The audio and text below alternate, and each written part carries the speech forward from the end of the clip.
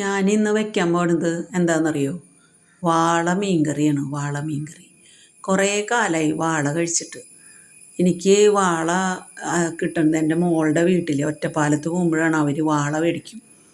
അവിടെയാണ് കുറേ നാളത്തിന് ശേഷം വാള കറി വെച്ച് കിട്ടിയത്. എൻ്റെ ചെറുപ്പത്തിൽ എനിക്ക് വാളമീൻ ഭയങ്കര ഇഷ്ടമായിരുന്നു കറി വെച്ചിട്ട്. കാരണം അമ്മ ഇടയ്ക്കിടയ്ക്ക് വീട്ടിൽ വാള മീൻ കറി വെക്കാറുണ്ട്. അത് ഈ പാലൊക്കെ പിഴിഞ്ഞ് നല്ല മാങ്ങയൊക്കെ ഇട്ടിട്ട്. ഇപ്പോൾ പക്ഷേ മാങ്ങയുടെ കാലമല്ലാത്ത കാരണം എനിക്ക് പുളി പിഴിയാൻ നിവൃത്തിയുള്ളൂ. അപ്പം എനിക്ക് ഈ വാളയോടുള്ള ഇഷ്ടം എങ്ങനെയാണ് വരുന്നതെന്ന് വെച്ചിട്ടുണ്ടെങ്കിൽ, എൻ്റെ ചെറുപ്പത്തിൽ, അതായത് എൻ്റെ ചെറുപ്പം എനിക്ക് രണ്ടിലോ മൂന്നിലോ പഠിക്കുന്ന ഒരു പ്രായത്തിൽ എൻ്റെ അമ്മേരെ ചേച്ചി, മൂത്ത ചേച്ചി, അവരുടെ മക്കളൊക്കെ വളരെ ഞങ്ങളെക്കാളൊക്കെ കുറേ മൂത്തതാണ്. ആ മൂത്ത ചേച്ചിയുടെ കല്യാണമുണ്ട്. അവർക്ക് ബിസിനസ്സായിരുന്നു, മലഞ്ചരക്കിൻ്റെ ബിസിനസ്. നല്ല പൈസയൊക്കെ ഉള്ളവരാണ് കേട്ടോ അവർ. അപ്പോൾ നമ്മൾ അന്നൊക്കെ തലേദിവസം കല്യാണത്തിനൊക്കെ പോകുമ്പോൾ ഇന്നത്തെ പോലെയൊന്നും അല്ലല്ലോ. തലേദിവസം വീട്ടിൽ തന്നെ നല്ല ലൈറ്റൊക്കെ ബാക്കിലിട്ടിട്ട് എല്ലാവരും കോഴി വെട്ടലും അതൊക്കെ ആയിട്ട് പണിക്കാരും ഉണ്ടാവും. അവരുടെ കൂടെ നമ്മളിങ്ങനെ നോക്കിയിരിക്കും. കൊച്ചുങ്ങളൊക്കെ കുറേ നേരം ഓടി നടന്ന് അതൊക്കെ കാണും. പിന്നെ പോയി കിടന്നുറങ്ങും.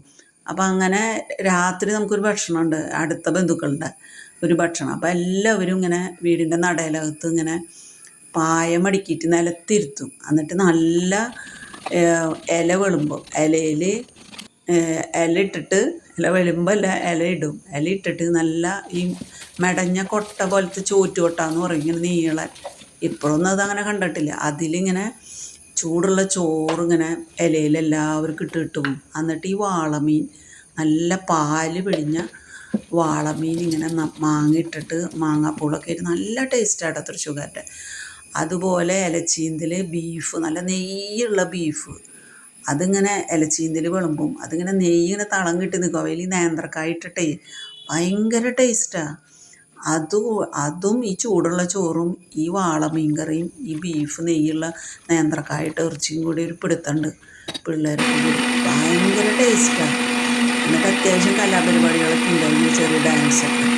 അതൊക്കെ കണ്ട് കഴിഞ്ഞ് ഭയങ്കര രസമാണ് ചെറുപ്പകാലം കേട്ടോ. എനിക്ക് ആ വാളമീനിന് ഭയങ്കര ടേസ്റ്റ് തോന്നുന്നതല്ല ബീഫും. പക്ഷെ അതുപോലെയുള്ളൊരു രസം എനിക്ക് ഇപ്പോൾ ബീഫ് വെച്ചിട്ടും കിട്ടിയിട്ടില്ല. നല്ല നെയ്യുള്ള ബീഫൊക്കെ കിട്ടിയിട്ട് അത്രയും ടേസ്റ്റ് എനിക്ക് ഇപ്പോഴും തോന്നിയിട്ടില്ല ആ തലേദിവസത്തെ ഭക്ഷണം.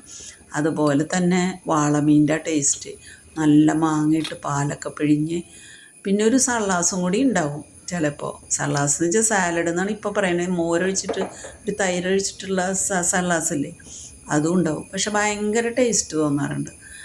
അപ്പോൾ നിങ്ങൾ തൃശ്ശൂർക്കാരുടെ ഈ വാള മീൻ കറി ഒന്ന് കഴിച്ചു നോക്കൂ, എന്നിട്ട് പറയൂ.